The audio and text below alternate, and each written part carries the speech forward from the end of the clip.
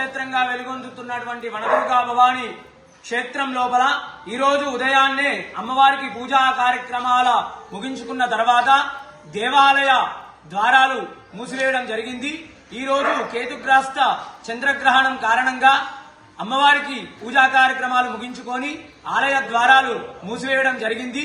తిరిగి మర్నాడు రేపు ఉదయం అమ్మవారికి శుద్ధి సంప్రోక్షణ అనంతరము అమ్మవారికి జరిగేటువంటి నిత్య కైంకర్యాలు, అభిషేకము, అలంకరణ, సహస్రనామ కుంకుమార్చన, మహానివేదన, మంగళహారతి అనంతరము అమ్మవారి యొక్క దర్శనాలు భక్తులకు 8 గంటలకు కల్పించనున్నట్లు ఆలయ ఈవో వీరేశం సార్ గారు తెలిపారు.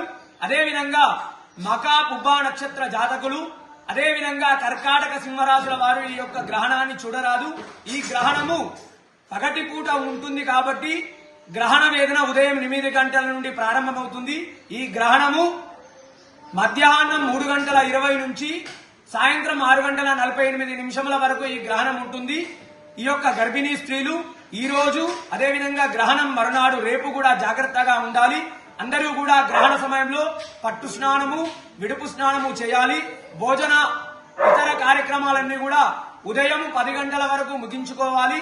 అందరూ కూడా అమ్మవారి నామాన్ని గ్రహణ కాలంలో అమ్మవారి నామమైనటువంటి శ్రీమాత్రే నమః అనే నామాన్ని జపించడం వల్ల మంచిది.